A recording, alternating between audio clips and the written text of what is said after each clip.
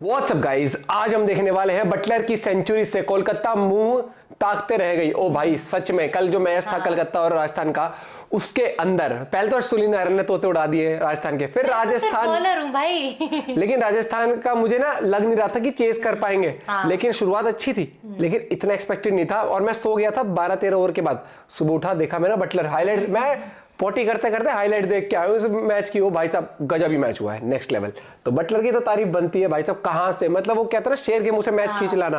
देखते पूरी वीडियो, आज का क्या कहना, 1 2 3 गो। ये समझ में नहीं आया कि ये मैच राजस्थान और कोलकाता के बीच था या फिर सुनील नारायण और जॉस बटलर के बीच। हेलो नमस्ते, मैं हूं रौनक और आप देख रहे हैं रणतंत्र। कल शाम को मैंने एक वीडियो अपलोड करी थी जिसमें मैंने आपको बताया था कि किस तरीके से विदेशी खिलाड़ी तेज सेंचुरी मारते हैं, जबकि कोहली और रोहित शर्मा की जो सेंचुरी सीजन में आई है वो इतनी स्लो थी। इसके बाद लोगों ने इतने बढ़िया बढ़िया कमेंट चिपकाए हैं, मुझे हिटमैन विरोधी घोषित कर दिया। मैंने आपको बताया था कि 200 रन की चेज में किस तरह रोहित शर्मा ने पारी के 13 से 18 ओवर तक 14 गेंदों में सिर्फ 14 रन बनाए, और मुंबई के हारने की एक बड़ी वजह यही रही।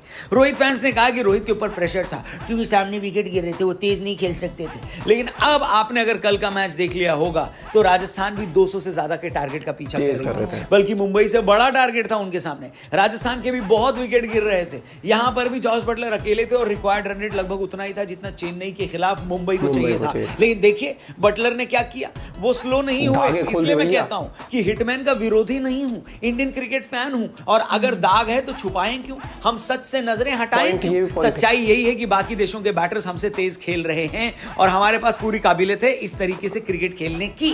बटलर से बहुत कुछ सीखा जा सकता है। राजस्थान ने क्या जबरदस्त इन्वेस्टमेंट किया है उनको खरीद कर। राजस्थान की तरह आप भी बढ़िया। फिलहाल ये जान लो कि कोलकाता ने अपने घर पर टॉस हारा और इसलिए उन्हें पहले बैटिंग करने के लिए आना पड़ा। हालांकि कोलकाता का पूरा गेम प्लान ही वही होता है कि पावर प्ले में आओ, ज्यादा रन बनाओ। लेकिन सॉल्ट और नारायण दोनों ने उतना ही कल स्ट्रगल किया जितना बॉलीवुड में आउटसाइडर्स को करना पड़ता है।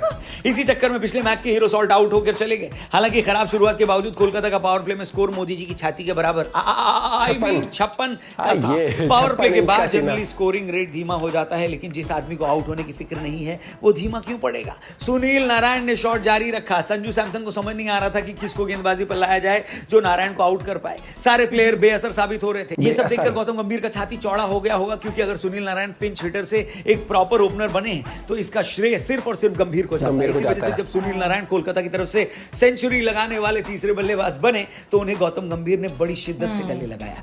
किसी ने सोचा भी नहीं होगा कि सुनील नारायण T20 क्रिकेट में सेंचुरी मार सकते हैं, लेकिन अब सुनील के पास भी एक T20 सेंचुरी है और उनकी बदौलत कोलकाता ने बनाए 223। लेकिन इतने रन बनाकर भी कोलकाता वाले जीत नहीं पाए। पर जॉस बटलर इंपैक्ट प्लेयर थे राजस्थान के लिए, यानी उन्होंने फील्डिंग नहीं करी थी, सीधे बैटिंग करने आए। गली क्रिकेट में तो ये लोगों का सपना होता था कि खाली बैटिंग करें, लेकिन टारगेट बहुत बड़ा था। 224 बनाने के लिए राजस्थान को रिकॉर्ड बनाना पड़ता। उन्होंने तेज शुरुआत करी, लेकिन यशस्वी जायसवाल तेजी के चक्कर में तेजी से पवेलियन लौट गए। संजू का भी यही हश्र हुआ। हाँ, रियान पराग ने 14 में 34 की इंपॉर्टेंट पारी खेली, लेकिन एक बार वो आउट हुए तो उसके बाद विकेट की झड़ी लग गई। राजस्थान वालों ने चतुर बनने की कोशिश करी और अश्विन को ऊपर खेलने के लिए भेजा, लेकिन ये एक्सपेरिमेंट भी बुरी तरह असफल रहा। बल्कि अगर राजस्थान हार जाती तो मैं कहता इसी वजह से हारी। वरुण चक्रवर्ती ने बैक टू बैक गेंद पर अश्विन और हिटमायर को आउट कर दिया और यहां से कोई संदेह ही नहीं था कि कोलकाता हारेगी। रिक्वायर्ड रन रेट 17 से ज्यादा का था और रोमन पावेल ने थोड़ी सी कोशिश जरूर की, लेकिन जिस तरह घर का सारा काम, सफाई, शॉपिंग, सब कुछ शुद्ध नमक वाले लड़के को करना पड़ता था, इसी तरह कोलकाता की तरफ से भी कल सारा काम सुनील नारायण ने किया। सेंचुरी बनाने के बाद एक कैच पकड़ी, 2 विकेट भी लिए, जिसमें पावेल का विकेट भी शामिल था। यहां पर राजस्थान को जीतने के लिए 18 में 46 चाहिए थे और अगला ओवर फेंकने आए 24 करोड़ के मिशेल स्टार्क। मैं शाहरुख खान से पूछना चाहता हूं, खान साहब आपको कभी कभी तो लगता होगा कि इससे बढ़िया तो अबराम के लिए कुछ खिलौने वगैरह ले लेते हैं क्योंकि स्टार्क भाई ने तो 4 ओवर में 50 रन दिए। क्या फायदा हो रहा है भाई इन पैसों का। बटलर ने पकड़ के सुताई करी और ऐसी ऐसी जगह मारा है कि दर्द हुआ होगा रात भर उनको। उस ओवर में 18 रन बटोरे और फिर बटलर ने दिखा दिया कि उनको दुनिया का बेस्ट व्हाइट बॉल प्लेयर क्यों बोला जाता। आखिरी ओवर की आखिरी गेंद पर जाकर राजस्थान को जीत दिलाई और शाहरुख खान के सामने ये दिखाया कि हार कर जीतने वाले को सिर्फ बाजीगर ही नहीं बटलर भी कहा जाता है। इसी के साथ राजस्थान ने एक और कदम टॉप 4 की तरफ बढ़ा लिया है और top of the table clash में विजय पाई है।